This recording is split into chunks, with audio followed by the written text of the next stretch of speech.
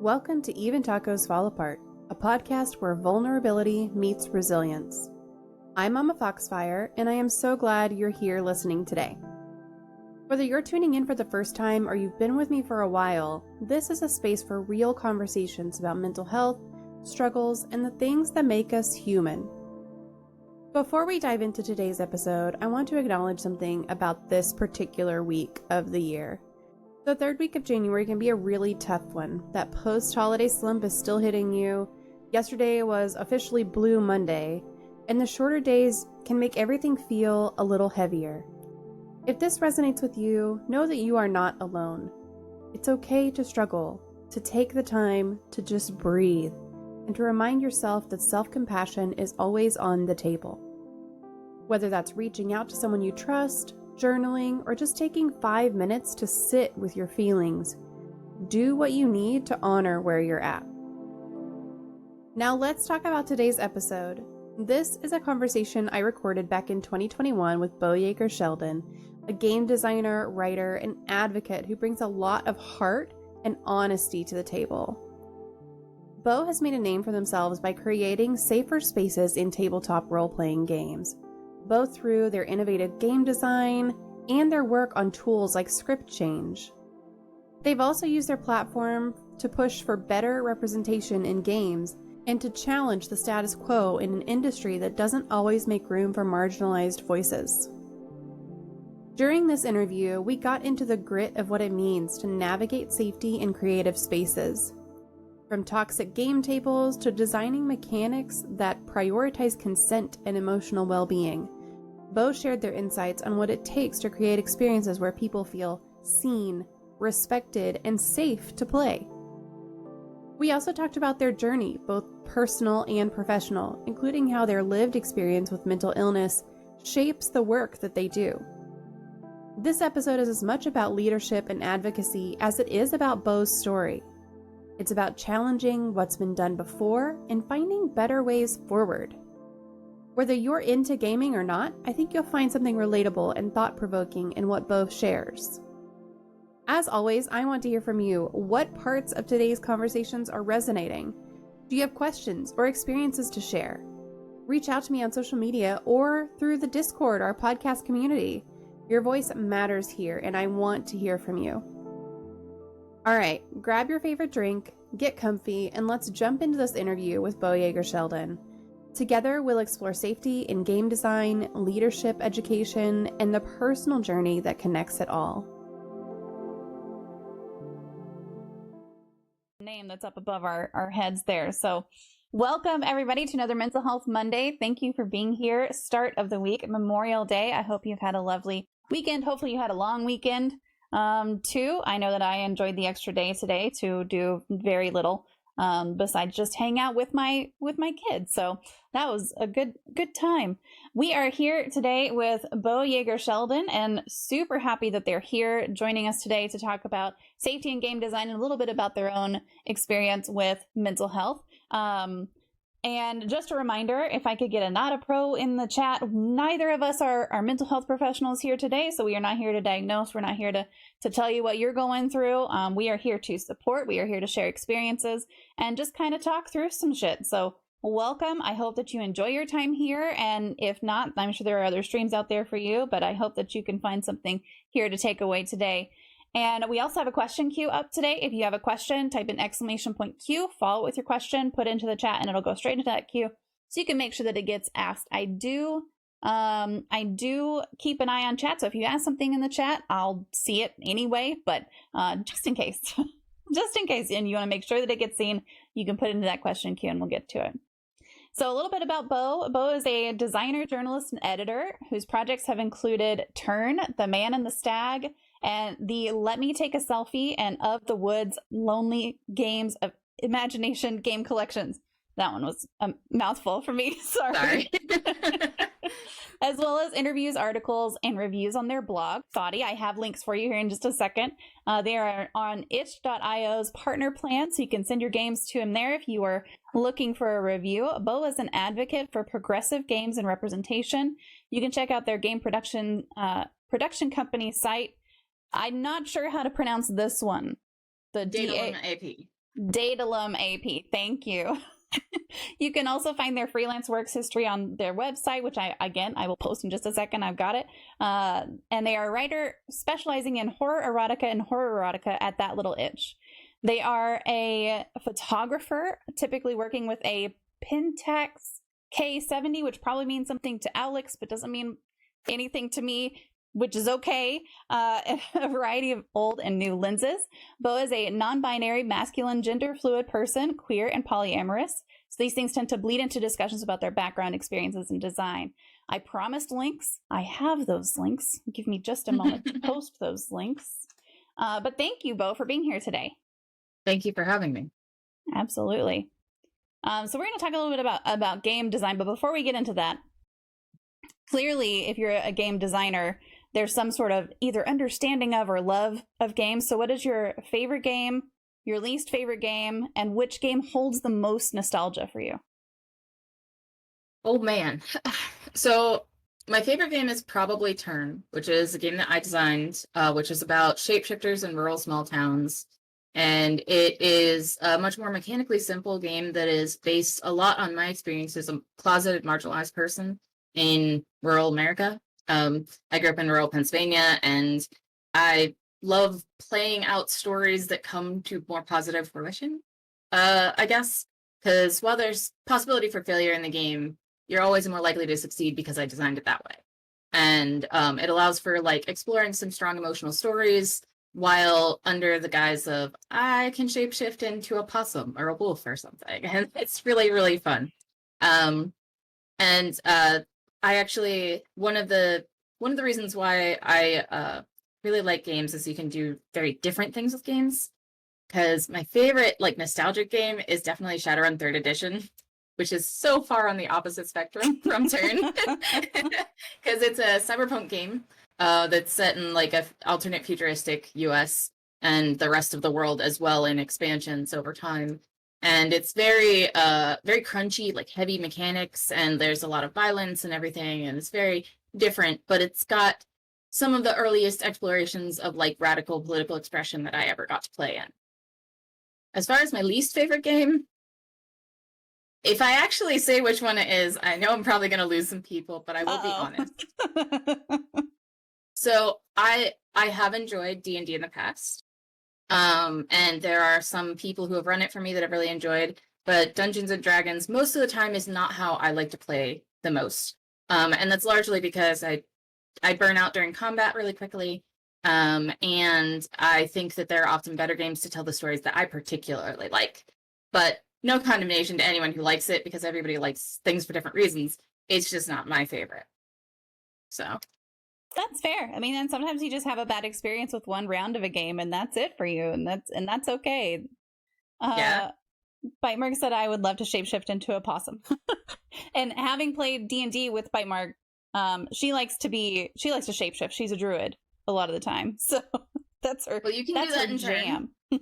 And Turn is really, really fun for like getting to play as animals and as people in the same session, even because you can go between like shifter forms at any point in time. And we've had some very fun possum experiences in the past. So. Are there other games that you can turn into? Other creatures that you can turn into. Yeah, so you can turn into quite a few different things, because there's also an expansion for like some UK locations, basically like Germany and Italy and stuff like that. And there's everything from seagulls to bison, wolves, raccoons. You can turn into moose, which is one of my favorite, and everything from like bears to, you know, any kind of wild animal, really. And the playbooks, like I call them like the archetypes for the beasts that you play. You can really customize them a lot if you want to, by just being like, well, this is kind of like another animal, so I'm just going to rewrite some of the words and play it on my own. And I do encourage people to do that. So it's a pretty open exploration of like what an animal is and like what they mean, I think, to us. That's really cool.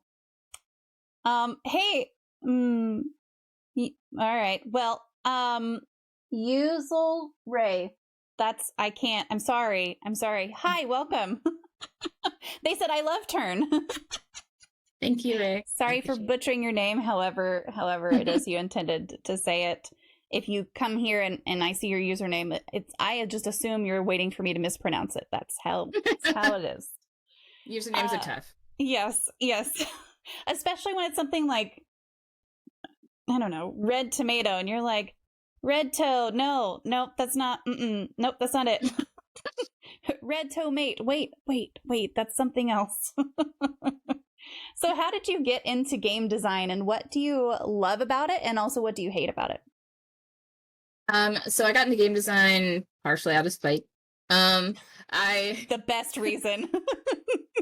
So I really loved games, and I was in the midst of kind of changing into a very different kind of person than I used to be. Basically, I was in my early 20s, and I was coming out of being a kind of hardcore libertarian objectivist person who grew up in a conservative environment.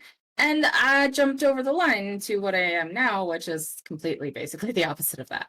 And in the process, I was still having friendships where people had some ideas that I couldn't reconcile. And we were working on game stuff together with these ideas about what we could each design. And I couldn't abide by their ideas. And at that point, I realized that I needed to start making my own stuff to do what I wanted. And I started off writing at Gaming as Women back before I started my transition. And I went from there straight in headfirst to the game community to start designing. And a lot of doing game design helped me learn who I was as a person. And that's a lot of what I like about it. I tell stories through my games about who I am. And they're, even if they aren't necessarily emotional experiences, because some of them are silly or weird or whatever, there's always a part of me in there that I can make for someone else to maybe get something from. And I think that being able to understand the complexity of how mechanics interact, how they make us feel, and things like that can make us just have the chance to do something so different with the experience of play and storytelling that just isn't achievable in other mediums. Mm-hmm. And other mediums have their pluses and minuses too. But for me, I think that especially tabletop games, even more than writing, I have the chance to get someone to actually understand what it's like to be me. And I don't think I could do that in any other way. As far as what I hate about it is that there's still a lot of barriers to entry. And there's also still a lot of traditional ideas that are unyielding and unforgiving, especially in the area of financial success for people who are different. And there's a lot of favoritism and nepotism kind of vibes in the whole of the industry. And that leads into the community and how we play and who we play with and what we do. And I think that it's unfair a lot to people of color and disabled people and queer people. And I also think that means whenever we design games, if we're coming into those games with those perceptions in us, we tend to hurt people in ways we don't intend or do intend. And I would love to see that change someday. And I know a lot of people have been working on it, and I'm very happy for that. But it is a slow slog. Yeah. Well, and that I kind of feel whenever you're talking about the barriers to entry, I definitely see that in game design. I think that I also see that with some games as well and some gaming platforms. And so that's something that's real easy for me to understand. Even though I don't design games and I'm so technologically challenged, that would be a nightmare if I tried. But it's one of those things that if this is not letting me add this. One of my I'm having a technical issue right this moment, as a matter of fact. That's okay. I will say that I genuinely think one of the best things about games is that anyone can design a game. Mm-hmm. It might not be a perfect game. It may not do exactly what you want it to. But the first game that you design is always a step in your way to designing a game you dreamed of playing. And that's what I did with Turn. I designed small games, pieces of games, single mechanics, narrative pieces. I worked for other people. And then eventually I had this game that I'd been working on for 6 years and never wrote down. and finally wrote it all down, and it became everything that I looked for. And my game design keeps improving over time because anyone can do that from the very start. You don't have to have any special skills. It's something you can develop and learn as you go. Yeah. Well, and getting into something out of spite, I mean, it gives you something that you're trying to change. You're clearly trying to change something in the industry and through what you do. And there's a lot to be said for that. Thank you. I have to send a test message because That's totally okay. okay, that's working. That's just not working. All right, we're just not going to do that part of today. That's okay. Yes, right. It is like poetry in a lot of ways. That's part of the reason why I wanted to include poetry in turn. As you well know, Ray is someone I know on Twitter. Unless their username is identical to someone else I know. But I include poetry because poetry works in a very similar way to like helping you kind of grow and develop your skills as you do it. And also in telling stories that like you can't really tell in any other way. Mm-hmm. Yeah. Ray said I never knew that was part of Beau's past. Listen, there's always something to learn here. Oh, they said, oh no, I've been discovered. Sorry. Bite Mart asked, Bite, oh my God. Bite, I swear to God, I know how to say your name. You've been here so long, honestly. So she says, are those full overalls? And also, where did they come from? They're so great. These are short alls, and they have galaxy pattern on them. And I got them from Hot Topic's new like 2000s Renaissance collection. I don't know how long living it is, and I don't know how many they have left. This is a size 2X, and it fits me very comfortably, and I would normally wear a size 16, 18.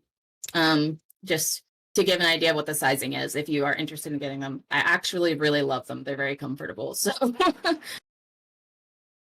I like galaxy pattern things. Yeah, me too. I call myself a void boy. So oh, thank you, Bite Mark. I appreciate that. So in your bio, you also mentioned that you are a writer specializing in horror erotica and horror erotica. So what is dark erotica, and which of those did you start working on as you started writing? So I started writing very early. I've been writing poetry and fan fiction since I was like 7 or 8. And like I literally wrote, you know, those old composition notebooks that had like a space for drawing a picture at the top and the big letter spaces? I wrote a Redwall fanfic with drawings about an OC that was basically Sunstripe. And I was like 8 years old, and my grandma kept it until the day she died, and it was very ridiculous. But I started writing like mostly like your average fiction, and then slowly transitioned into fan fiction that included like sexual content and intimate scenes and stuff like that as I got older. And I did a lot of text-based role-playing as a teen as well, which helped to develop my writing skills a lot. And I didn't start writing like more horror stuff and that was explicitly that until I was in my 20s. But I realized that I'd actually kind of been writing horror for a while in fan fiction. I just didn't know that that's what I was doing. And the horror erotica basically came from the fact that I really like erotica and I really like horror, and I have some particularly unusual preferences, and no one else is writing about them. At least not that I could find in a safe way. And I was also like struggling with a lot of really difficult stuff. I had some really deep depression, and I also struggled with addiction and stuff like that whenever I was in my 20s. And it was really hard for me to figure out ways to express that. And as a hypersexual person, which is part of my bipolar and also PTSD and ADHD, all in a nice little bundle, I couldn't like get the feelings out any other safe way. And some of the stories like are very like, especially on the original That Little Itch blog on Tumblr, were very dark and very like specialized kink stuff. And some of them weren't even mine. Just writing them helped me, and other people found it satisfying reading them because like nobody else would write this stuff that was so weird.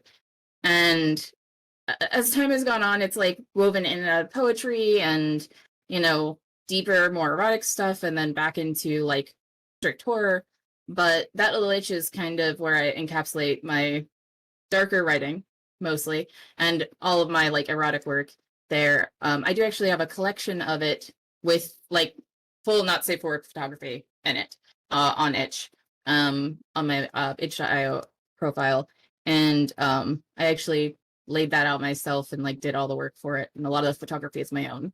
Some of it's my spouse's of me, but it was like, there's so few ways to express like complex feelings that we get sometimes from mental illness, like things like intrusive thoughts and stuff like that, that become habits to a degree. And that's part of where it came from, is they needed somewhere to put that outlet. And a lot of the mix of it is, these are things that make me uncomfortable, but also make me feel like sexually like enticed or engaged. And I want to see like, what are the limits there, so that I know if I'm doing something safe or not. And the best way to do that is in a fictional form.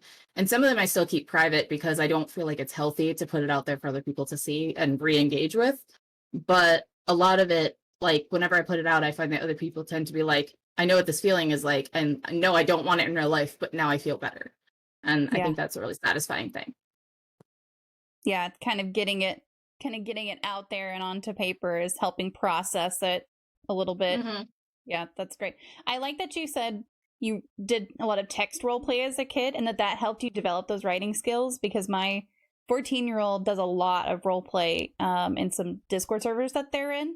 And, you know, it's all appropriate stuff as far as I can, you know, as far as I can see.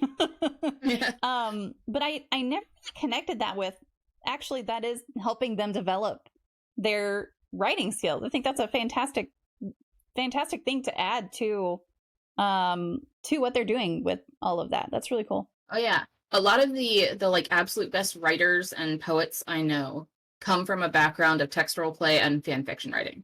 Like, they changed over at some point into more formal stuff, but some of them still like dabble for fun, because it's fun to exercise your writing skills. It's fun to get story ideas tested out and stuff like that in fan fiction. And like, the best part about it is you can often do it in a space that's collaborative and stuff. And like, other people say positive things, which encourages you, or maybe they'll give constructive feedback. And there are definitely mean people in fan fiction and text RP. Let me not lie about that. But the cultures generally lend towards, people will make mistakes, but we can build from it. And that, I think, helped me a lot in that time. It was kind of like the golden age of that for me, was like, I was between like 11 and 14 is whenever I started doing all of those things, and before I got into more like adult and mature things. But like, if I hadn't had those spaces, I didn't have anywhere I could write. My parents were really protective and didn't want me to be like writing things that were exploratory in any way. And I had been struggling with gender identity from a very early age, just didn't know how to express it. And that was a place where I could do that. So there are a lot of reasons why I think that that kind of environment is very helpful. And that's how I got to the point where I am today, basically. And I think, at least for my 14-year-old, it's been really helpful this past year and year and a couple months at this point, when they can't see anybody in person, to still have that connection online, and then to have this connection with people they don't even really know through all the role playing stuff that they do. So I like that might lead, that might lead to a writing career for them, which is great. Yeah, if they like it, it's definitely a good jumping off point. Yeah. So do you have a serial killer or a true crime story that fascinates you? So I've been thinking about it this whole time. And I still don't have like a favorite. So I have like been like sideways to the genres, like basically forever. I used to be like really into serial killer stuff, but like drifted away from it. And I still like occasionally like read about true crime stuff and everything. But I think it's like really, fascinating how we like focus on it and learn about it. And I have a little bit higher of a tolerance for supernatural stuff than like real life stuff. So I think that for me, the best stories like that are the ones that are like, this can't possibly be real because there had to be ghosts or something like that. Like stuff like Amityville, which like obviously was a traumatic and terrible thing, right? And it's pretty clear that there are things that could have happened there that were totally realistic.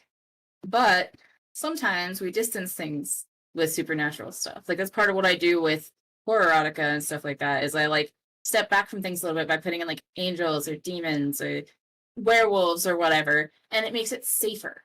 And so like I think that for me, a lot of the time whenever I engage with that stuff, it's so much easier and more enjoyable if it's one that has, well, maybe this was supernatural. Like in event. There's actually there was in Pittsburgh, there's a whole bunch of like rich families that existed, and one of them was supposedly like killed by a ghost or something. Like one of the major family members of one of the big families was killed by a ghost, and that was one that always like grabbed me. I think it was one of the Frick sons, who was kind of a difficult guy, and I only ever heard passing stories of it whenever I was initially living in Pittsburgh as a 20 something. And the funniest thing is whenever you pass by the house that it happened, everybody's like, that's where it happened.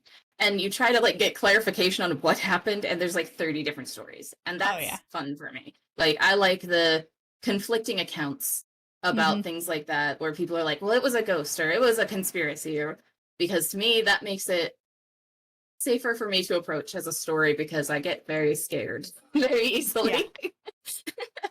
So yeah, there's a reason that the crime podcasts and the serial killer podcasts and even the shows and stuff that I choose to watch always have some humor in them, because if you don't have something to lighten all that up.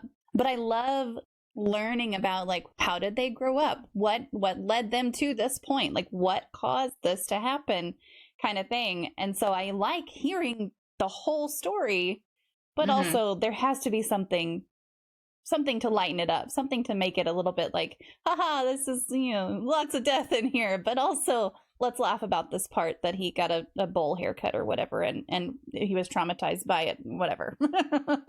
Yeah, and I think like, especially as people with mental illness, we are often drawn to those kinds of things because a lot of the time the explanation we're given is this person was mentally ill and that's why they did that. Right. And learning the whole story helps us to be like, well, that won't happen to me because I am not that kind of person, or I didn't go through that kind of thing. And so like sometimes I read about stuff that like people with PTSD and bipolar supposedly did, because that way I can be like, well, am I showing those signs, or am I doing this thing? And it reassures me that I'm a safe person, right? Which is kind of a messed up way to approach things, but it is a way to make us feel more secure and also understand ourselves in a more complex way. Yeah. That's pretty applicable to me too, because I listen to them thinking, well, I better not do what anyone's mom did, or my 7-year-old really is going to be a serial killer. Yeah, they teach us lessons in a way, and like it's hard and kind of messed up, but like if there is something to be gleaned from it, it's that you can change your behaviors and stuff to like not become the kind of person who ends up on the front page. Yeah. My 7-year-old is a very strong personality. My 14-year-old is super, super empathetic, which is why I don't worry about them so much. My 7-year-old is very, I don't know the best word to describe my 7-year-old. He's very out there. He's very intense. It's a good word. Very, very intense with all things. And a little bit scary sometimes. in a way that my 14-year-old never was, because they've just been so empathetic their whole lives. Like everything is about other people. And so the thing I have to worry about with them is like, how much of that are you taking on personally, because it's not about you. And so just reinforcing that part versus you're threatening to what now? Yeah. Yeah. I think that balance is something that's difficult to strike for parents, but it's possible. Yeah. So Bite asks, what is your favorite poem? So I would actually say I more have like a favorite poet than a favorite poem. And this is the poet that wrote all of the poems for Turn. It's A.J. Odasso, who they are a poet who lives in, I think, New Mexico now. I've known them since I was 11 years old. They were one of the first people I met on like Lord of the Rings and Good Omens forums way back in the day. Specifically, we hung out on LiveJournal, the terrifying place that is. And I've been following their poetry basically my entire life. And we have met in person, and they're a wonderful, wonderful creator who has also shared some basically like experiences in similar places to where I grew up, or the same places I grew up. I spent a lot of time in this place called Brookville, Pennsylvania, which is an extremely rural place where there's a lot of campgrounds and stuff like that. And it's very like brooks and fields and woods and stuff like that. And after AJ and I had been friends for a significant period of time, I realized that they had actually also spent a fair amount of time in that place growing up. Oh, and cool. that they also spent some time in the place that I was eventually living in. It was my hometown in Pennsylvania. And some of their family lived there and my family lived there. And we met back up there as adults to like go see Stardust, and we both cried, and it was great. And they have a massive like history of poems and fiction that they've done. And I wholly recommend all of them, because not only do they have a lot of these windows into their past and their childhood and stuff like that, but also like complex discussions of like their struggles with their health and mental illness and relationships, and just really good fiction that's really strong and thoughtful. And their structure of poetry is really captivating. They know when to break a line better than anyone I've ever read. And I think that they are someone worth reading if you want to kind of get a real deep exploration into a poet who has put all of their passion into their words. And really like you learn who they are by reading it. And so I definitely recommend that. I can type their name in the chat so that I was just gonna say, what's the last name there? That would be, but if you can type it's Odasso, and they are like super great. Oh, there we go. I fully recommend checking out as much of their stuff as you can. A lot of it is available online, but like there's also collections. They did a collection called The Sting of It, in part about their experience of potentially getting breast cancer and stuff, which is really amazing. Perfect. That looks like the right one. Thank you. Yep, that looks right. Thank you. Awesome. So before you started designing games, what was your experience playing them? And did anything, I mean, we kind of already talked about this with you getting into game design with Spite, but what were some of the things that struck you as missing or out of line as you played games? So originally I started out with text-based roleplay, as I mentioned. And my experience with that included very little mechanics to no mechanics. And it was mostly just role-playing and interacting and stuff like that. And then I moved on whenever I got together with my current spouse, who was my boyfriend at the time.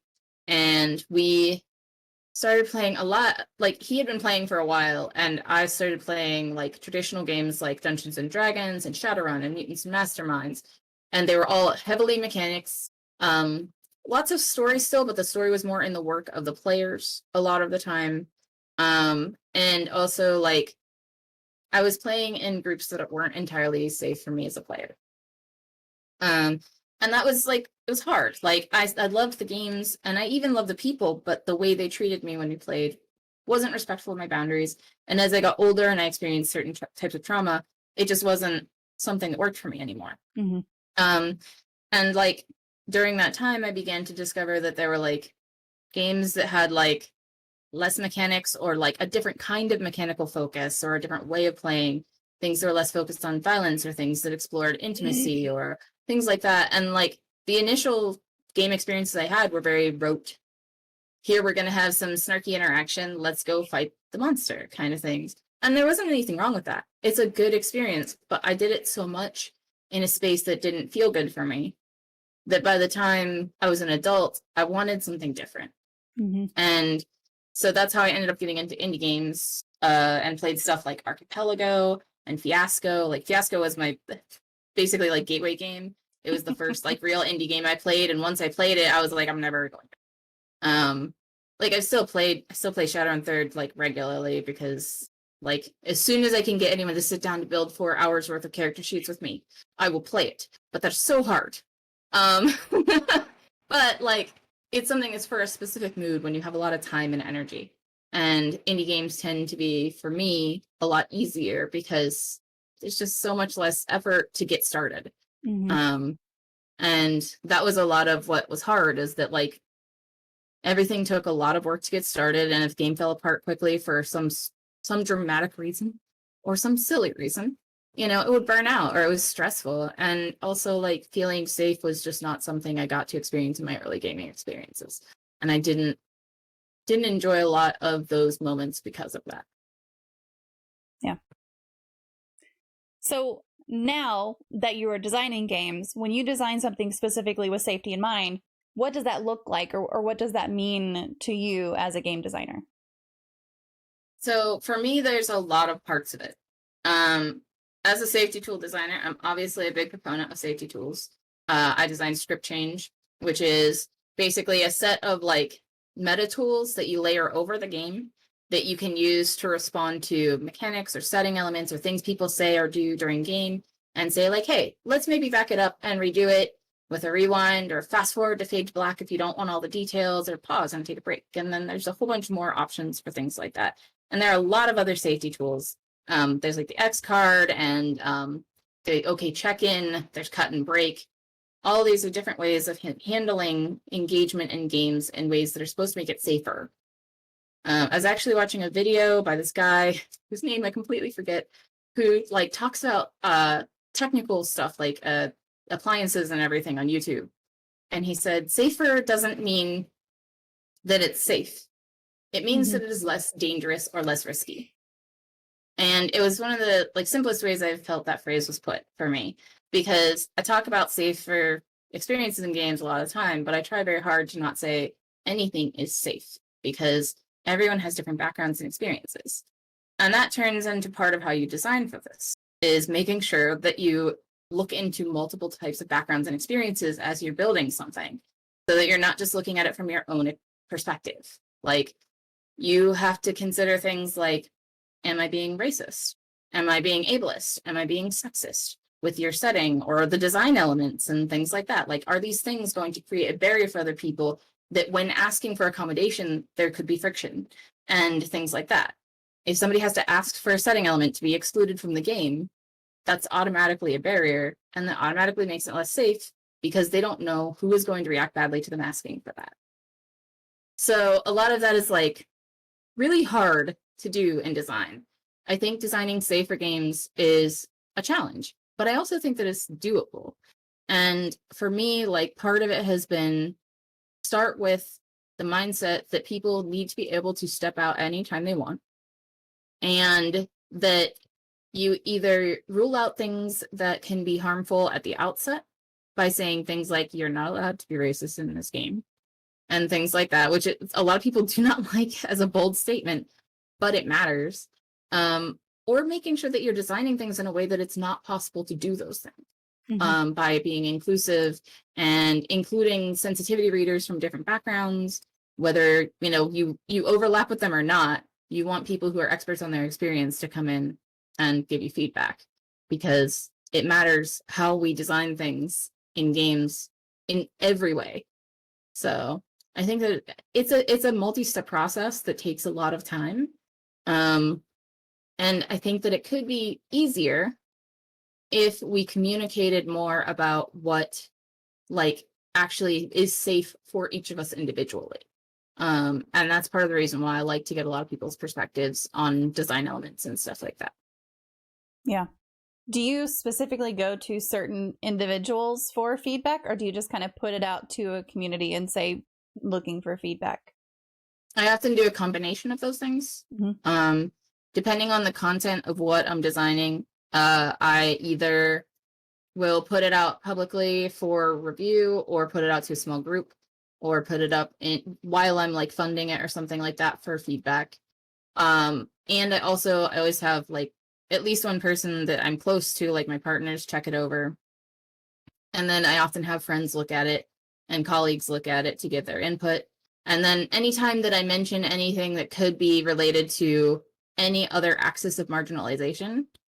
So something like race or sexuality or religion or anything like that. I try to get input from people other than me who have different experiences on those subjects. Turn has an essay on race by a mixed race person who lived in a rural small town. And that was essential to me because I was like, I can't write about this. This is not my perspective. And without their perspective, I would have, I think, failed to present what I wanted to present in the game. And it also would have been a less like accepting space for someone who is from a small town and wants to play that game. Mm-hmm. So, yeah. Yeah, I heard something or read something, or I don't know. My memory is pretty awful, but just the other day about making sure that you were including different races, different experiences, different genders, different, just all like everything different that you can in a story, but not telling their stories, their part of the stories.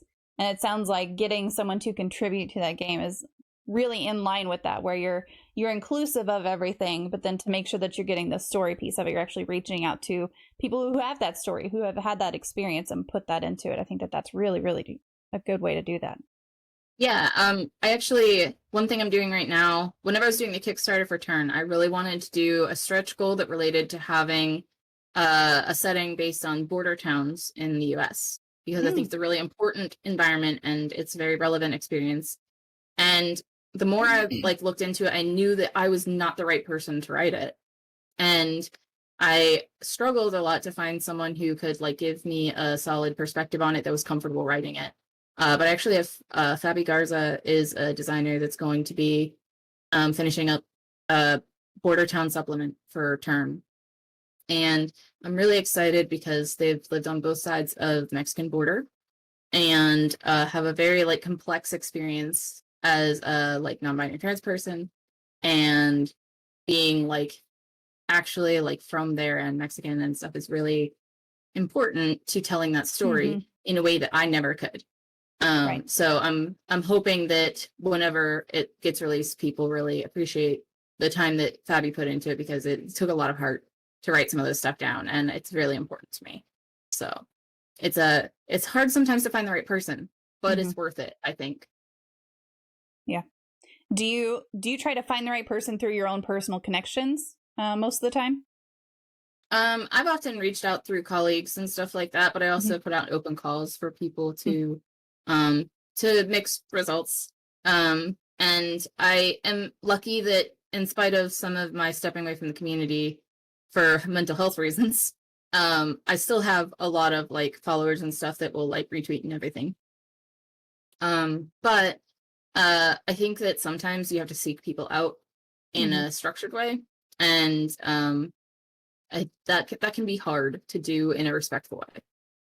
So I think that the biggest thing is centering them and their experience, and making sure that you are very clear that you are paying them for the work and that you're paying them fairly, and being upfront with payment, because that is important for marginalized people especially. Yeah, that's a really good point. So what would be an example of an unsafe game, either a specific game or a scenario or a typical design of a game? So it's a really subjective thing. For some people, like, they feel safe in most environments. For other people, they have a lot of places where they don't feel comfortable. For me, I can say that an unsafe experience for me would be something that is like a game table where there are no safety tools, and where there is going to be any potential for content in the game that would include things like mind control, or things like sexual assault, or gory violence that I can't opt out of, as well as things like discussion where people say things that are ableist, or where people are racist, or where there's no discussion about what is consent at this table. Like, that's hard for me. And that's something we're still learning, I think, as a gaming community, is whenever you start your game, whenever you start at the table, you all need to know what each other think consent is. Because if you don't have a shared agreement on what that is, that means that someone who is playing could easily step into someone else's boundaries. and overstep them, break them, or worse. And it can be dangerous, especially for marginalized folks. Like, it's hard to speak up whenever you feel like someone's being inappropriate to you at a game table. Like, I've had people sexually harass me at game tables, and it's very scary because you don't know if you can speak up. And it can be anything. Like, anytime that someone at the table has the power to make other people uncomfortable, afraid, or otherwise unsafe without the other people who are at the table having the capacity to say no, to stop them, or to step away. That's how we create those spaces. Is we don't have communication, we don't create a common parlance and dialogue about what different things mean to us and what our boundaries are, and we also don't give each other an eject button. So I think that those are all kind of common denominators. Yeah. Do game designers consider safety in terms of ergonomics? And I'll give you the background for me asking this question. Yeah, sure. I just had carpal tunnel release on both wrists, largely related to my job. But there are a couple of games that I play where I either have to take specific breaks for ergonomic reasons, or even playing like D&D. I'll just stand up behind my chair or whatever. But I get a lot of kind of, even my kids are like, "What are you doing? Why are you standing up?" And it's just like, my butt hurts. I gotta stand up, or like my mouse hand hurts, my keyboard hand hurts, whatever it is. So just wondering how much thought goes into ergonomics of games, or if that's a thing. So I think that more thought is going into that now than there was before. I still don't think we're anywhere near where we need to be. So I'm disabled, and I have fibromyalgia, and I have chronic fatigue, and I also have migraines and a variety of other issues. And for me, sitting for 4 hours to play D&D in one spot in a room that I don't control the temperature of is a nightmare. It's horrible. Every time I go to a convention, I just suffer the whole time, and it's miserable. So I, especially whenever I talk about safety, it does include things like taking bio breaks for people to stretch and get up and walk around and, get a drink, stuff like that. Like use the bathroom, because sometimes we don't do that, especially if you have like a certain kind of neurodivergence or issue or anything, because you feel pressured to stay and experience the game. And like making it so people don't have to ask for those things or be soloed out to do it on their own and have people say like, "What's wrong with you?" Right? As well as like designing components that are accessible and easy to use, like bigger dice for hands that need them and things like that.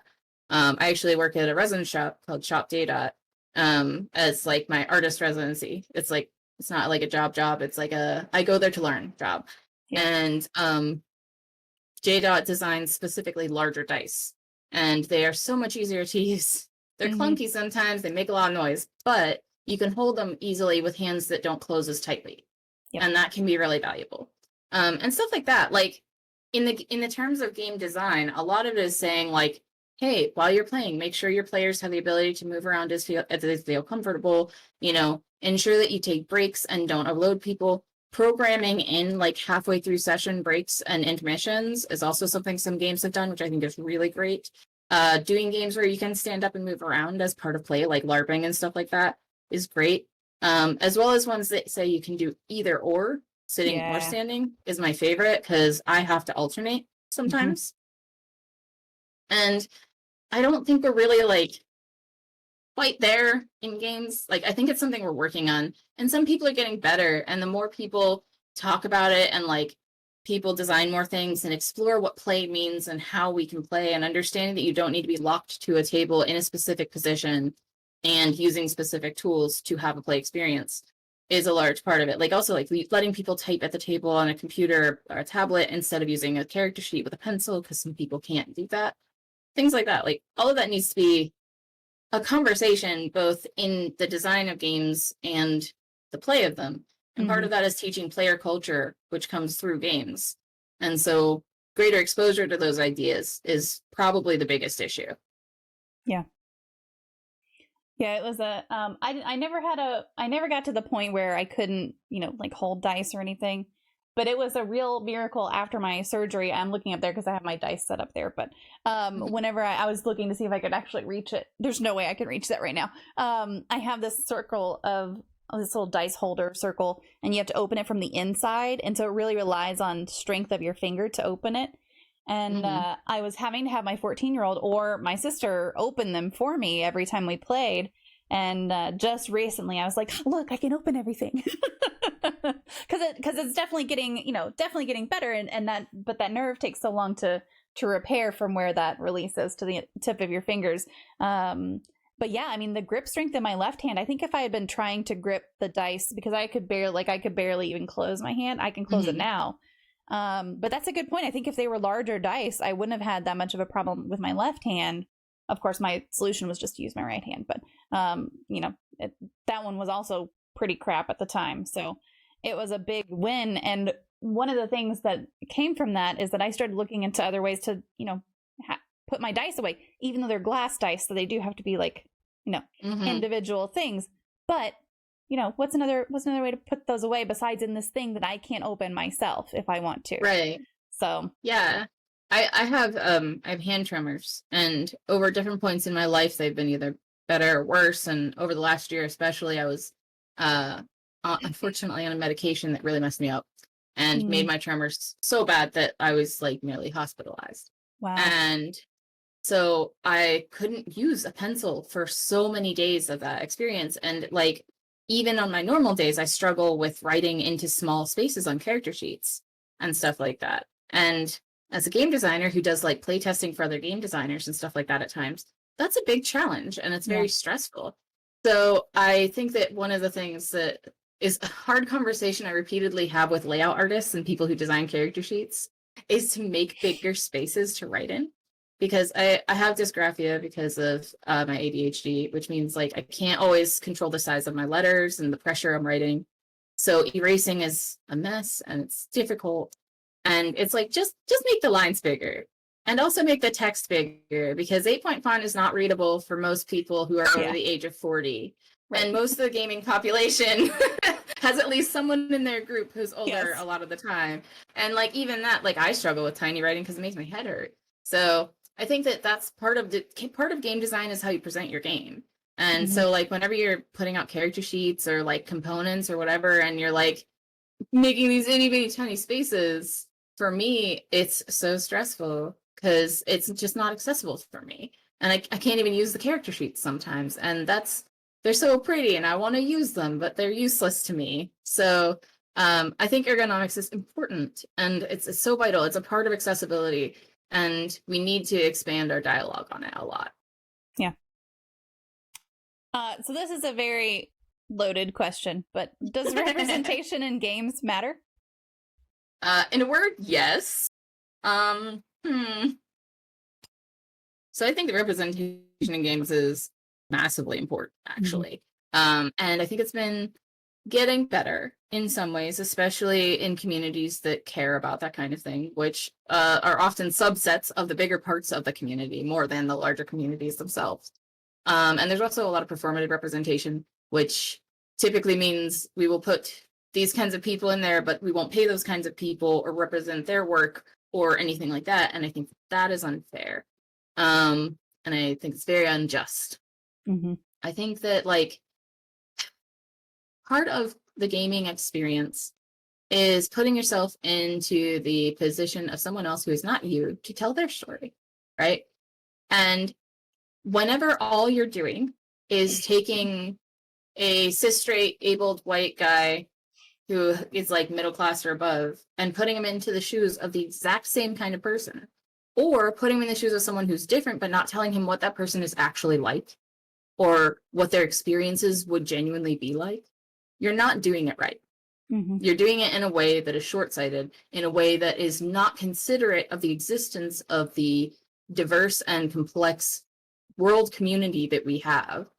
And it's denying reality in a way that only serves those same people, those people with privilege and access that exist. And I think that has been a huge problem in games for a really long time. And there are some great things happening. Like there's like Into the Motherlands by Tanya DePass and company. which is an amazing game that was on Kickstarter. I think it may still be. And it's a totally new kind of approach to representation with like a fully like person of color group of designers, and they've been doing a stream show of it before they even started design of the game so that they could build out the setting and everything. And it's really amazing. And I think that there's also a lot of like indie designers who are their own representation that should be elevated by bigger companies and bigger groups, as well as people with higher platforms and stuff like that. Because like it is not fair that people with privilege are the people who get to be successful in games. And representation in games is both inside the fiction, in the mechanics, and in who is making them. And I would like to see that change from what it is now to an even more robust place instead of this. I try to do my own work there, and I know that I don't do enough a lot of the time. And it's something that I like continually work at, and I hope that I can keep doing, even if I myself am not doing as much in the industry and the community. Like there are a lot of designers that I really like Dewada Manila, and Ray is an example of a designer that I really like that's a diverse designer. And like I see so many good designers that could succeed so much more, who put representation in their games and make a difference and tell stories that are amazing. And because they aren't the big 2 or 3 game companies we have, and because they aren't necessarily like the perfect person to other people's perception, it just doesn't go anywhere. And it's not their fault. They're making amazing games that are wonderful, and they may make some money and have some success, but nothing like what they deserve, and nothing like what they're working for. And it is partially because our large games that are successful have failed representation. It makes designers think they don't, like the higher level designers think they don't need to do anything. They don't need to change. They don't need to promote other people. And then the people who play it are like, well, there are people of color in this game. Maybe they're not making it, but like they're in this game. So I'm doing representation right. And it's wrong. And I want it to change so bad. So hopefully like we'll see some more change and growth in that. We are making like strides. Like there has been a lot of work done. But especially in like pay equality and likelihood of getting hired, and actually seeing genuine, accurate representations of people who are different in games. I think we have a lot of work to do, and I do think it's very, very important. Absolutely. Ray said thanks. Yes. You're welcome. Ray, if you have a link to your works, you're welcome to post that as well. So you live currently with bipolar, PTSD, ADHD, and anxiety, and those particular mental illnesses have some general symptoms that overlap quite a bit. What do you do that best helps you manage your symptoms, and does what you do differ depending on what the cause is of that symptom? This is a complex question because like as much as I have as much as I would like to say that I'm doing better, I'm still in a transitionary stage a lot of the time, I think, with like figuring out how to handle my illnesses. I like just got my diagnosis for ADHD after like 10 years of trying last month or the month before. Wow. Yeah, it was kind of rough. And they put me on Adderall, which causes a risk for like kicking you into mania or hypomania. And so that's like, sometimes you start to find a solution for one thing and then another thing pops. Right now I'm on a huge litany medicine, but thankfully less than I was before, which is cool. I'm a lithium person. I've been on lithium for quite a while now, and it helps me a lot with most of the mania and hypomania, as well as some of the other bipolar symptoms along those lines. And I'm on prazosin for PTSD, which is the only problem with it is it tends to lower your blood pressure, but I'm so stressed all the time that doesn't seem to matter very much. And then obviously like the Adderall as well as some other medications for treatment. And I also do ketamine treatment, which has been extremely helpful to me for depression as well as for my PTSD. I think that it has actually been one of the most effective things. And I also do therapy regularly. I go to therapy every other week. And I try to like one of the things that I try to do is be very open about like what I'm experiencing with my partners and like with my friends and everything, so that they can help me flag things that I don't always notice. Because one of the problems with having multiple illnesses that can cause you to have like brain fog and stuff like that, as well as like physical disabilities that can cause that, is sometimes you'll be having symptoms and not know. You'll be like, I feel weird and I don't know what's going on. And like for me, it's a combination of like having healthy relationships and like, that have like healthy dialogue in them is supportive for me and important for me. Trying to make sure that I'm keeping with my doctors and medicating as is necessary, but also managing those medications and not just staying complacent if something doesn't feel right. As well as like looking for alternative options. So things like ketamine, that's a really weird new thing. But J. Actually helped me like get into the clinic to get it checked out. And I have found that it's been extremely beneficial, but it's also really weird and came with its own things because like you have to be careful that doesn't cause problems with bipolar mania and stuff as well, because it can easily trigger mania or depression. Even though it's treating those things, because sometimes you crash if you feel like I felt really good right after the ketamine and now I don't feel good anymore and things like that. I am generally pretty bad at like day-to-day management, I'll be honest. I try to be I try to like check out what I'm feeling and like talk about things very openly and clearly, because I have never been able to build a routine. And that's partially due to the ADHD, which like I said, was untreated for a really long time. And it's very hard. As someone who I worked for like 7 years in corporate, 2 years in the government, and then 2 years in academia. And in the last 6 months of my time in academia, I had a head injury from a car accident because I fell asleep while driving because I was burning out so bad I couldn't function anymore. Yikes. And I took 2 years of post-concussion recovery, and I'm still not back to normal.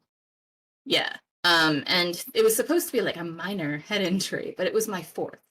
And it was just too much. And between that and burnout from grad school and everything, like I couldn't do things anymore. And then like I dug really deep into game design for like a year or so. And then the pandemic happened not too long after, so like I was finally starting normalcy. And then the pandemic happened and I was medicated badly by a doctor for like a whole year. And I'm back at ground zero, basically, trying to restart everything all over again. And the biggest thing that has helped me is communication and trying to establish norms, like make sure I take my meds, set appointments, set alarms, communicate like how I'm feeling to my partners so they can tell me something feels off. And like, it's harder whenever it's bipolar symptoms to notice what's going on. Because I experienced something not everyone does. I have schizoaffective bipolar 1. So I've had like serious psychotic episodes. And something that came along with that that's been long-term is that I also experience paranoia. So if something is going on, I don't always know whether it's real or not, if I'm in a manic state or in a hypomanic state. And that can be really troubling and very difficult because I can't tell what's happening with my other illnesses when that's happening. And like a lot of people don't talk about this stuff. Like you're not supposed to talk about having hallucinations, which I've experienced since I was a kid. And you're not supposed to talk about feeling so paranoid that you're afraid to leave the house. But I did. And this is part of the reason why I can't work in the jobs I used to do. This is part of the reason why I had to stop pursuing my education at my master's degree instead of going for a PhD. I was just falling apart, like physically from my disabilities and mentally from just not being stable, even when I was on medication, because my environment was so stressful and so highly pressuring. And every time I would get a PTSD trigger, it would risk me getting manic and it would just steamroll. And as someone who also is an addict, I used to binge drink like a lot. And I stopped doing that, thankfully. But when mania happens, it's very hard to like control that, and to stay under wraps. And a lot of it meant like literally leaving full communities I used to be part of and cutting out people who didn't contribute to my health, and making choices like blocking people on social media who trigger me or stress me out. And giving up my dreams was a large part of that. But for me, like, you can always find something else to do, even if you're bad at it. And so a lot of it has become like accepting my limitations, which is hard. I got my rejection for disability just the other day, and I have been struggling with the feelings of inadequacy and invalidity because they said I'm not disabled, right? And the hardest thing in response to those kinds of things is how do I be aware enough of my symptoms while feeling so invalid that I'm not going to go up or down or panic or crash or something, you know? And so it's been a real like solid couple of days of me just like doing all of my careful things. Like I sleep as much as I need to if I can. I try to eat healthier, and like I talk to people and things like that. And I also, the biggest thing I did this year is I put in a meditation room over there that is just a closet with pretty lights that I can turn on and off, and foam for the floor, and tons of stuffed animals and stuff. And I do actually try to meditate quite regularly. And my meditation is sometimes just listen to sleeping music until I fall asleep. But it's about calming your mind enough that you can find some rest. And if that's what you have to do, that's what you have to do. But it's definitely been a challenge to find that balance with all of my comorbidity. Like there's so many things of my body and my mind that interact in ways that I don't understand. And especially as someone who's also in transition for gender reasons, like that has been a whole bucket of new complication. Like I mentioned my bisexuality. I went on testosterone 2 months ago. It's been terrifying because it just like made it so much worse. And it's something that comes with compulsions and stuff like that that you have to work with. And I feel like most of my life is managing myself all the time. And that is why I had to stop managing other things to prioritize myself. And that's a hard decision to make, but it's important. Yeah. That was a really long talk, and I'm sorry. I just am very wordy sometimes. No, it's completely valid. I mean, the whole don't talk about it thing circles all the way back to the beginning when we were talking about writing to get stuff out because it's not acceptable to talk about it. And it's like, if it were more acceptable, not that I don't want anyone to write about what they're experiencing, but maybe it would be a little bit easier to even think of writing about it to help get things, to help process things. Don't talk about it, really. That drives me crazy because I am all for talking about it. I mean, my grandfather, I'm sure, would still be here if he'd felt okay to talk about things. And so that's something that I'm really, really passionate about. And I'm glad that you're able to talk about some things. And I hate the feeling that you get a letter, like that official, like, no, that's not it kind of letter. And you're going, okay, but yeah. It's like, it's so wild. Like, I remember whenever I worked at this big nuclear company as an admin assistant for like 7 years, whenever I was in my 20s, and I started having breakdowns at the beginning of the year, every year, whenever like things got really stressful before like certain types of work had to be done, and I would lock myself in the house and could barely function. And by the time I left, I had lost half of my income to FMLA because I could no longer be at work. I was having so many panic attacks and so sick all the time. And whenever people found out that I was ill and that I had bipolar disorder, especially, one of my coworkers actually like backed up away from me when I said it. And I just like never got over that. Like, Yeah. I wasn't supposed to talk about it at work. It was completely taboo. People could talk about anything. They could talk about all their health problems in the world. But if I talked about my mental health, there was something wrong with me. And people treated me like I was a monster. And not long after that, it led to like pushes to try and like oust me from my job. And like, I have like, so many people were like, you don't really have that. You have something else, but still treating me like I was dangerous. And I don't think I ever got over it. And I don't think that that's a kind of difficult and challenging social experience that ever gets better. No. That reminds me of some of the questions from the chat, though, if you want to. I want to read a couple things that reminds me of the video about where it shows a bunch of people. Somebody breaks their leg, somebody has diabetes, and they're doing an injection in the office and whatever, and they compare it to if those same people were talking about their mental illnesses or something that they're struggling with that's not visible, and saying, you know, to the person who's diabetic and having to inject insulin, do you really need that medication? Is that even a real thing? Like, you know, that video is really touching. I don't know. It's in my head. I don't know what it actually, it's something out there. Yeah. Okay, so let me catch up on chat here. Bite said, I read an interesting idea ages ago that non-cis white men are basically programmed for empathy as soon as they begin reading stories because there are so few examples of their representation as heroes. Ooh, that's really true. We practice putting ourselves into the shoes of someone that is different from us with regularity, and less marginalized groups don't have to. Yeah. Yeah, that's absolutely an issue. A lot of the discussion in the games community with like white cis straight guys especially has been like, I don't like identify with that character at all. And like we see this in video games a lot, and it's so gross because it's like, it's not that hard. And also like, you expect us who are different, like even as a masculine person, like it is hard for me at times for most male characters to be able to put myself in my place. It's actually normally only queer coded or ableist, like disabled coded kind of characters, which they're often still presented as able or straight or whatever.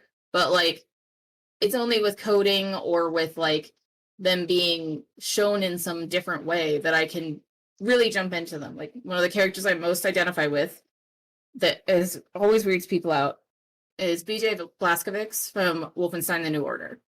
It's a video game, and he is a Jewish American, looks white, big, blonde, muscular, beefy dude. But at the start of Wolfenstein: The New Order, he sustains a head injury and is in effectively a coma for like years. And that's how you really meet the character. Like you have like a prequel where he like gets injured, basically, but when you really get to know him, it's while he's injured and he's processing that trauma. And he also is a very like emotional character who like is kind of soft, even though he's like kills Nazis a lot. And like his big thing is that he wants to have like a happy family that can have a barbecue, and like he loves his wife more than anything in the entire world. And he was one of the first characters that I realized that I identified with whenever I first came out as non-binary masculine. And everybody's like, well, like, what about other characters like that? Like, do you feel that way about other male characters? And I was like, there's like a couple, but it like, I have to work sometimes to like really identify with somebody who's like cold and mean and like snarky and doesn't care about people. Like the closest I get to that is Dean Winchester, and that's because he's damaged. So damaged. That poor boy. But yeah, like I think that we definitely, as like non-cis white men kind of people, we definitely have a lot more experience being like, well, I know how to like understand how somebody else feels because I've had to do that work most of my life, and they just haven't had to. And in games, it's a particularly troubling issue because it's like you build your character, you learn everything about them. Like, why can't you do that? So, yeah. Yeah, absolutely. I don't identify with my character at all. Sounds like a you problem. Yeah, that's exactly it. Maybe you should try harder. feeling not disabled enough or just enough is a big struggle for you too, right? Yeah, I mean, that's the thing. That's one of the things that all of the you have to have official recognition for things drives me a little bit crazy, because it's like, if you don't get that recognition, then it takes away any validation efforts you've had to date all of a sudden. Not because those validation efforts weren't accurate and weren't worth it and weren't, you know, what you needed at the time, but because someone else officially said no. Yeah, and it's especially hard when it's like this disembodied person, like this deciding this, and they use records that you didn't tell them to use. Like, they used my psychiatrist from like literally 7 years ago. I have had like 3 new diagnoses since then, right? And then like I was so frustrated because like I only applied because I need to try and get my student loans forgiven. Because since my head injury and my disabilities got worse and my mental illnesses got worse, I can't do the job that I got a master's degree for, and I have $90,000 in student loan debt. And my husband makes enough money that the increase rate of what I'm supposed to pay is more than I make to pay it. Ouch. Yeah, and I was like, all I want is to get that forgiven. Like, I don't even care if you do anything else, just say I'm disabled so that they acknowledge it and that I can get it done. And no. I'm still bitter about it. I'm going to be for a while. Can you appeal it? Probably, but I don't know if it'll be successful. I have a friend who's had experience doing disability applications and supporting people through that process that's going to help me out a little bit. Because I am bad with forms. Surprise. I have so many things that make me bad at forms. They're like, you could do rote tasks. I'm like, oh, I cannot. I can't even fill this out. It's like ridiculous. So I think that like I should be able to at least get the process started. I don't know how successful it will be. Yeah. But that has definitely been like kind of a nightmare of like dealing with my own illnesses, is like realizing that no matter how much my experience happens, there are other people going to invalidate it. And that shoots me down worse than anything else, I think. Yeah. So is there a way that you prefer for those around you to support you through your illnesses, and how do you go about communicating that to them? So I'm a big talky person. I like to talk about my feelings a lot. I like people to tell me about their feelings a lot. If people don't tell me about their feelings, because of PTSD stuff, I immediately assume that something is wrong and everything's bad and it's going to explode and it's just terrible. And somehow I managed to get in relationships with partners who are both very bad sometimes at expressing their emotions.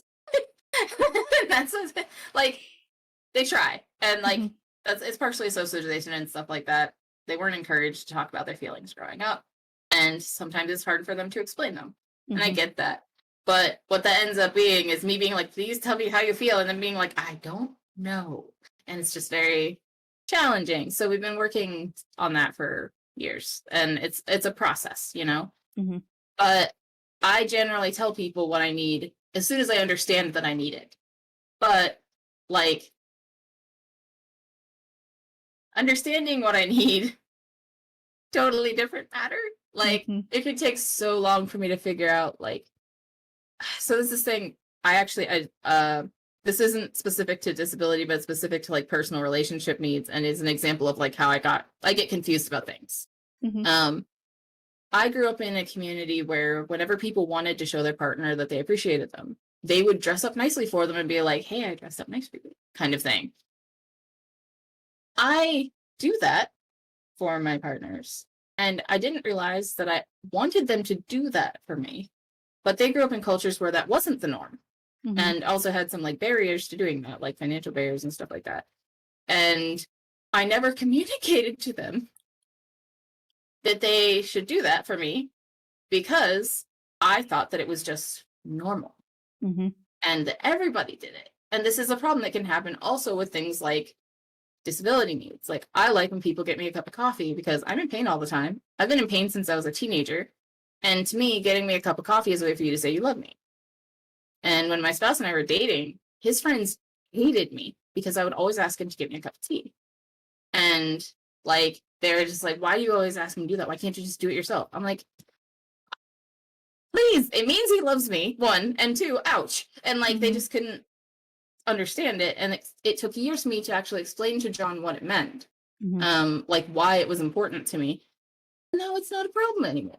But it took me so long to understand what I needed because I didn't understand why I needed it.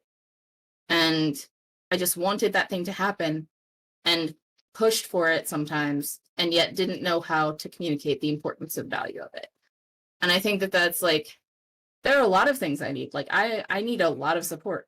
I need someone to hold me up when I shower sometimes. I need someone to like help me get in and out of the bath. I need things like financial support. And I need things like people checking in with me when we have things scheduled. And I try to be very open about those things and tell people just straight to their face, like, hey, this is what I need. I put reminders on calendars for people. I send emails or texts. But I think identifying the needs is the hardest part of the process because we don't always know what will help us. And that's challenging. As far as people who are my partners, like I try to also be communicative and stuff like that. But I also like try not to ask people for things a lot of the time. Although I am kind of money grubbing. I will ask for money. I literally asked my followers to buy me a pair of those Skechers that we were talking about earlier. No one did yet, but I want them. Because like, even if like my spouse makes money, it pays for our livelihood. And we have tons of medical bills and we have like lots of student debt and stuff like that. It's like really hard to manage. And like his income actually isn't like high enough to like be like, we're comfy, you know?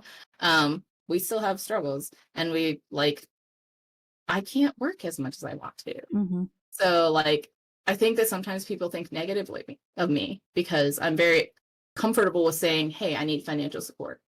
But I think that comes from growing up in a space where we never talked about money and hating that more than anything, because I found out that it was always a lie because my family was really poor and they lied about it and used it as a means to control us and myself and my siblings. And by the time I was an adult, I was like, I'm going to be open about money all the time because it's bad to lie about it. I saw it kill people in corporate. I'll never do it again. And people just think that it's so messed up that I'm like, yeah, you should pay for something for me. Like I do sit for you all the time, even just your entertainment, like make the effort. And if you have the money, what are you doing with it? Like if it's just sitting there and you have extra cash, I will do something for you in exchange happily. But like, you know, help me out. Yeah. And I think that like, if I didn't do as much community work as I tend to do, and if I also wasn't typically very willing to do exchanges of all sorts of different types with like work and various things, I wouldn't be as comfortable because I always feel like if nothing else, I have given something. But that took a long time to get there. Like it took a lot of practice to be comfortable saying, hey, someone should financially help me out because I will do something for you. Yeah. So. Yeah. And it's hard to understand the need of things and what is driving that need. And then also, you know, how something came about, like all of that. I'm huge, obviously, proponent of therapy to work through all of your shit, because if you don't understand something about yourself, you don't understand why you want a cup of tea, why it means so much to you if someone brings you a cup of tea. That's what therapists are for, is to hold that information until you can figure out what to do with it. So yeah.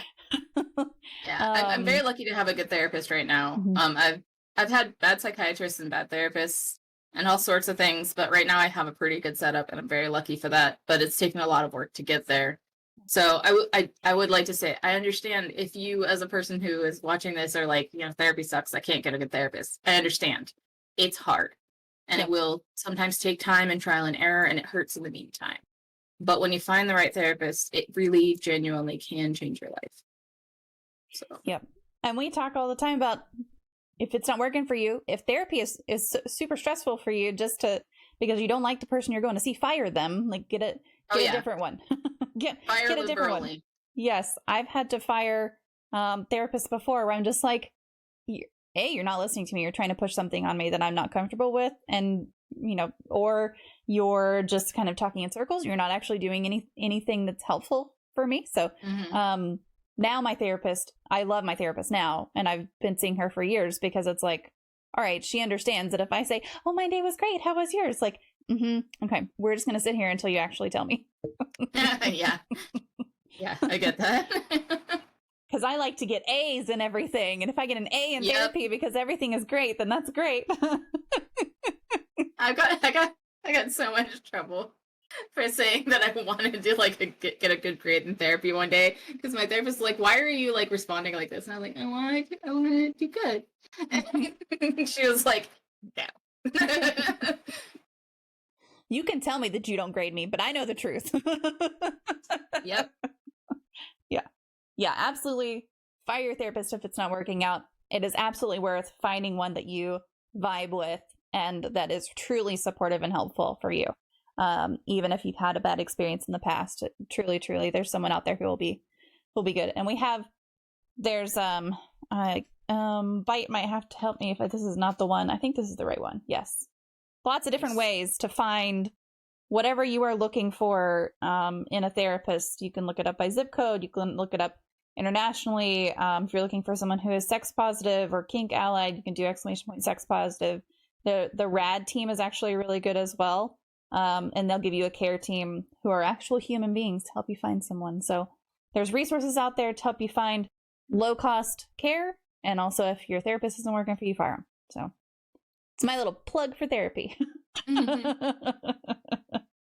Nice. Yes, Therapy Den. Oh, I need to add that one.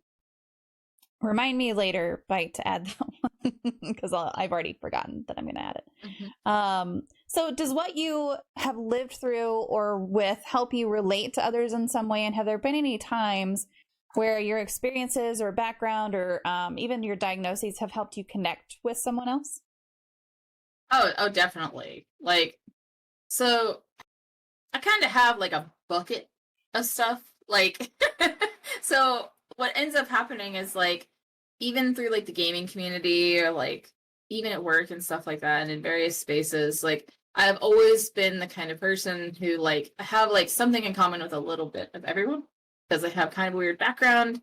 I have a lot of different like kinds of experiences, and it actually feels rare for me to find someone that I just like in person can't find any sort of like, yeah, I also get what you mean, just because this is like parallel or similar or something like that. But with like, especially with like my disabilities and stuff, like even just whenever I posted on TikTok recently talking about how like I got my disability determination, there were so many people who responded being like, I know exactly what you're going through. Like I went through similar things. I've been struggling too. Like, and like, I am an extremely open person. People who know me in games probably know more about me than my parents. Because like I'm still pretty open to my parents, frankly. Like they know most about me, compared to like most people I know who like don't tell their parents like a lot of their queer stuff or like anything like that. But like even online and publicly, I've always been very open about like my experiences and trauma and stuff like that. And it has given me the kind of window to like get to know people who also have had similar experiences and learn from them. The work that I'm doing at the resin shop actually is a really weird example of this, because like JDOT has their own experiences and that they've come through as a person, but part of how they helped me get into ketamine treatment is that they had shared experiences and helped me get into it. And as I've been working at the shop, some days we just sit there and talk about all the crap that we've been through, like I've learned so much just by talking to them about my experiences. And like it's helped me to pursue different treatments and to like talk to my therapist about stuff, to talk to my partners and open up about difficult things I've never talked about before. And it's partially because like Jada and I have somehow like very similar but also wildly different experiences. We just have like a couple of key points that ping together. And that's what it is with a lot of people, is like you can be like from totally different places in the world, but there will be like this one thing you experience that connects you. And the big thing is because I share so much about myself, a lot more people have been able to like see connection with me because of that. And sometimes that has had difficulties, because sometimes people become too bonded or too close, and I've had people violate my boundaries because of that, which is like hard because you never want to tell somebody no whenever you want to help them. Yeah. But sometimes you need to protect yourself. And I've had to do that quite a few times. But I also have had a lot of people tell me that, like, my being open about things like my gender identity or my sexuality, my polyamory, my mental illness, my physical illness has helped them seek help or explore their identity or come out or things like that. The number of people that told me that they came out after I came out because me being open about my experience was so special to me because it made me so happy that they could have the chance to be who they wanted to be. And it's the same with people getting help for mental illness. Like, so many people I know went to therapy because they actually, like, saw that I was doing the work and I talked about it and they found out things about themselves and they were like, maybe I should do this. And I supported them, encouraged them. And it is hard for me sometimes to see so many people struggling. And I have at times felt like I carried a lot of emotional weight that was really hard. But I wouldn't close myself away and not be honest with people if that, like, was possible, even because of the change that I've seen it make. And, like, even today I was talking about how people keep on making, like, really crappy phrases that they keep saying about drinking and stuff during the holiday and everything that make me really uncomfortable as an addict and everything. And I know multiple people who, like, liked it or shared it are people who were like, yeah, like, I want to say this, but I can't, and you can, and that matters. And it's because I have put myself out there, and it comes with certain sacrifices, like my reputation in a lot of cases. But I'd rather do that and see people do better because of it. And this isn't me martyring myself. I'm just open, and this is a side effect. Yeah. So, you know, I could be less open to a degree, but I don't think it would work very well for me as a person. I feel better being open. But I do think that it, like, really makes a difference sometimes, and I'm grateful for that because there's some benefit to me being who I am, which is a person who is open about their experiences. It makes me feel like sometimes I do some sort of good even whenever I feel like otherwise I am useless and don't contribute. And that matters. Yeah. Well, being open and honest is definitely easier to keep up with.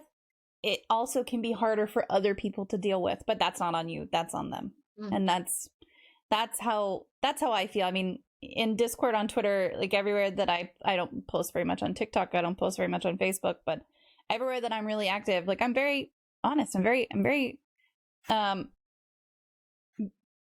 would say blunt, and especially at work. Like, I am probably too blunt at work because that's when I'm in my element. Like, that's where I know what I'm doing. I am the expert in the room. And so it's like, I'll be very super honest. You might not like it, but if I try not to be honest, if I try not to be, open about things, that's going to cause problems for me. And I would rather you face your own stuff than me face your stuff. So Yeah, I absolutely. feel you on that. I had a lot of trouble with being, like, honest at work and stuff like that. And that was part of the reason why, like, the environments didn't really work for me, because if people said things that hurt me, I wouldn't just, like, sit there and be like, okay. I'd be like, hey, that sucks. And, like, don't do that. Yeah. But they didn't like that. Like, 'cause you're not supposed to talk back. And that's part of being honest for me, is, like, letting people know how they make me feel. Yeah. It's actually a really good skill to have. It's hard sometimes, but it matters. Yes. Yeah, it is.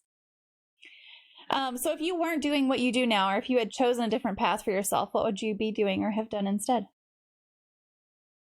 So this is something I've actually been thinking about a lot recently, because I kind of more officially decided to kind of step back from certain things, and also, like, I'm not sure where my leadership career will ever go, being mostly unable to teach. And I was trying to think of, like, what else could I do? And it turns out not a lot. But one thing I always did want to do that could have potentially done had I started way earlier, and didn't end up physically disabled, is I really wanted to do, like, car detailing and, like, custom cars. I used to be super into cars, like, whenever I was younger. Specifically, like, like classic, not classic, but like late like 20th century stuff, like 21st century, I don't know, the 90s, 2000, like 90s and 80s cars. 20th century would be before 2000. Yeah, so like before 2000 cars. Is that right? I might be wrong. Don't listen to me. 80s and 90s, I gotcha. Yeah, like, so I like, one of my favorite cars is the El Camino, which is so not a cool car, but I love it. I want it so bad. I still want one. It's my dream car, and I will never have one. It makes me so sad. But I always wanted to have one that was like a custom design in purple and blue and green with like galaxies and stuff on it, and like maybe an octopus. That's not work. But I really like all of that. Yeah, I really love the idea of like making people's cars look special to them. And like, I know cars are super popular in the modern like liberal and leftist arena, but like, I'd work on electric cars. Like, I like cars, you know. I just, the kind of nature of this, the feeling of security I get whenever I'm driving one, and like the kind of the sounds they make, and like the experience of driving long drives. Like, I love like road trips and stuff like that so much. And I also I used to be really big into like mechanics and stuff like that. I used to be actually quite good at it, and I've lost a lot of that. But in another life, there is a me. There is a me that is like super like butch boy, like works in a garage and like makes cars look pretty for people. That would be something I would love to do. In part because for me, cars are also like a piece of the culture that I grew up in. And just as much as like horses are, but like cars are something I took with me. And I didn't get to take horses with me. So they're special to me. Yeah. That car is like the American version of a ute? Oh, yes. Yes, it is.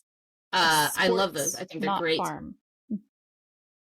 They're basically like a car that's also a truck, sort of, but it's like a simpler version of a truck. And the ones in Australia, actually, they do still actually sell them.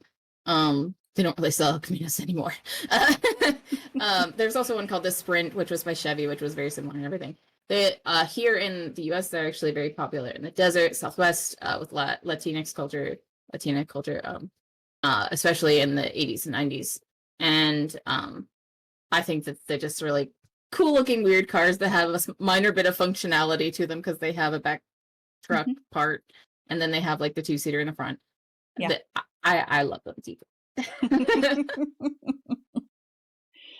Well, it is time for the magic moment. I'm not gonna say the other part, because who knows, they'll probably come after me if I do and make this where it's not going to cause issues. But this is the Disney, well, I just said it, this is the magic moment.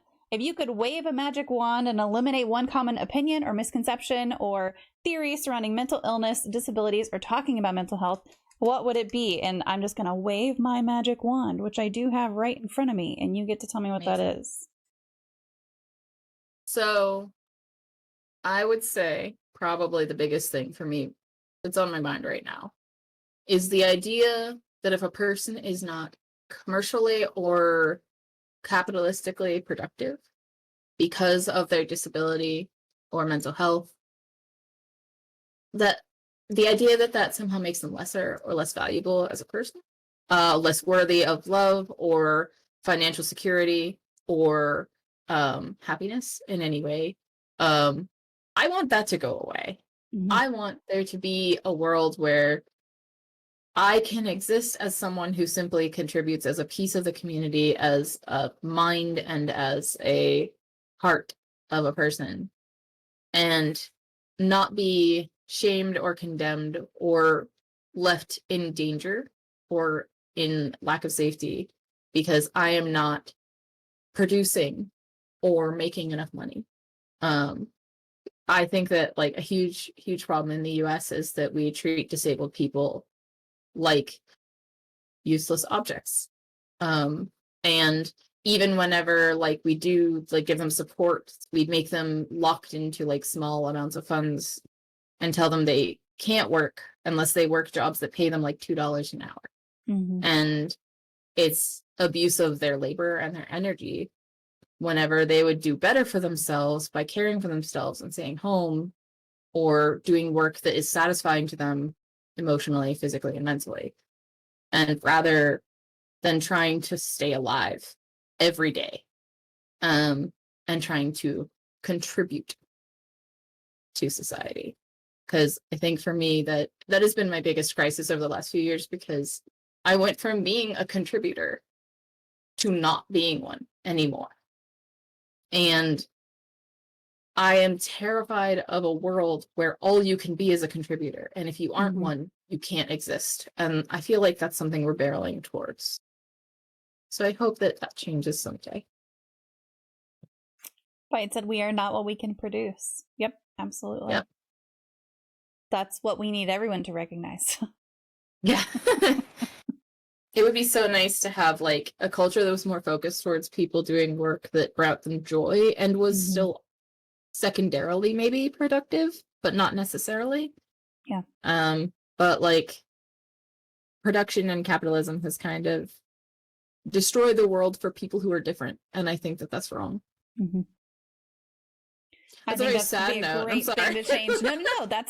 That's a every time we do these little magic moments, it's like we're pointing out something that's really kind of a downer about our society right now. But talking about it, pointing it out, that's the only way that you get something to change, is by acknowledging it first. So with that, we will open it up to any remaining community questions. If you have anything, please put it into the chat. I'll make sure to ask Beau the question, and I will just open it up to you and say if there's anything we didn't cover or any resources or recommendations you have that you want to talk about. I'll just kind of open the floor. Cool. Thank you. I'm sorry, I just saw the comment in the chat. So the first thing I do want to just re-mention is script change, because that is like the biggest thing that's relevant to my safety work and everything. It is available in plain text on my website at brebo.com, and it is also available in a laid out format at brebo.itch.io, which also has a donations option if you would like to do that. This is something that you can use at any game, including board games, I will add. I encourage people to use it all over the place. And a good way to get yourself familiar with it and everything is to actually try using the terms in everyday life, in conversation with other people, whenever you're doing play that isn't in a structured game or things like that, asking people to pause or rewind or something like that. It makes it normalized and also makes it easier to use at the game table. I also, I finished up the PDF, John finished up the PDF layout of The Man and the Stag recently, which is a game about the archetypical man of any gender, age, or whatever, and the stag, which is basically any beast that is of a cosmic nature. And it's about cosmic connections and the way that man interacts with nature. And it's a very like flowy, like character and story-based game, with like some map making and stuff like that. It's very fun and very thoughtful, and has had some very like intimate and emotional experiences for 2 players. And I would love for people to check it out if they're interested. I'll be releasing the Lulu code to get it like for print soon. Aside from that, you can follow me on Thoughty Games on Twitter for game stuff. For erotica, I'm on That Little Itch. And I also have done a whole bunch of leadership videos using games to teach leadership through Leading with Class, which is on YouTube and Twitter. And feel free to check those out. Hopefully we will be able to return to them at some point. But for right now, they're just an educational resource that I hope people enjoy. And all of those links that he just mentioned are in the chat right there. So click on them as you want to, depending on what your interest is in all of those, but they're there. And then I will say, you talked about script change at tags also. And if you don't have a media pass for tags, you can still get a media pass for tags, and you can go back and look. Which talk was it that maybe it was multiple, but I was there for one. I think I did 2. I would have to double check which ones I did. That's okay, because I'll just say you can go to tagsummit.org.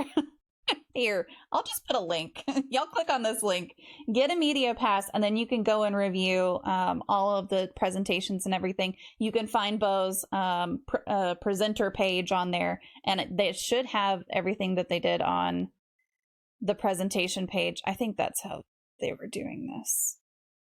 If not, just let me know and I'll help you find it. They did give me media links for the videos. Yes. But please do acquire a media pass to see all of the content if you like. Yep. But this is from Tags. There were lots of really great presentations at Tags. My brain just completely went blank when I was trying to think of the word presentation. There were some really great presentations at Tags, including mine, but definitely worth it to get all of the media from Tags. Everything that they've posted has been fantastic, and there were so many at the same time that I'm glad that I got the media pass, because I couldn't attend all the ones that I wanted to attend. And I'm still working through them. There were so many good things with that, and it was so awesome. Like, I was really excited to actually be able to be there, because working on like the kind of therapeutic gaming barrier is really exciting for me, because like that's a lot of what I tend to care about. I think is like safer spaces for gaming, and like making them accessible, and also using them in ways that better us rather than contribute to, you know, bigger problems. So I think that like the work the Madonna Group is doing is really great. So like going to Tags with Jack and everything, Jack Birkenstock Jr. was really awesome. Yeah. Well, I don't see any other community questions, so I will just say on behalf of the community, thank you so much for being here today, Beau. We really appreciate your time. Chat, give me just a minute to disconnect with Beau, and then I will be back playing some Minion Masters. But give me just a minute. And thank you. Thank you so much. Thank you so much for having me.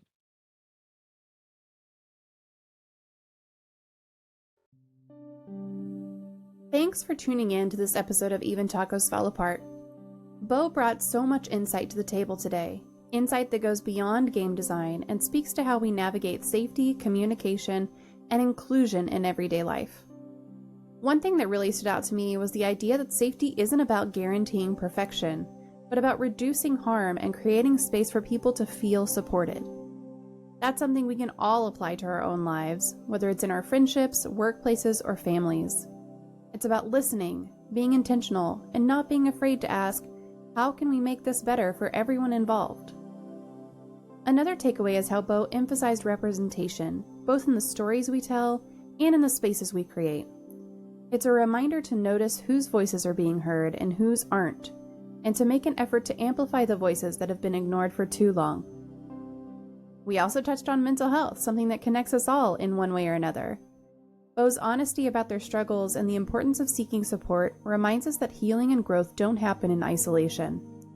Whether it's therapy, leaning on trusted friends, or creating moments of calm in your day, finding what works for you is so important. If something from this episode struck a chord with you, I'd love to hear about it. Reach out on social media or leave a comment to share your thoughts. If you enjoyed today's episode, make sure to like, subscribe, and leave a review. Your support not only helps this podcast grow, but it also lets others know that they're not alone in their struggles. Finally, remember this, we're all works in progress. There's no single way to navigate the messiness of life, but by showing up, sharing our stories, and supporting each other, we can make the journey a little easier. Thanks for being here today. Until next time, take care of yourself, be kind to one another, and know that even when things fall apart, you are still worthy and loved.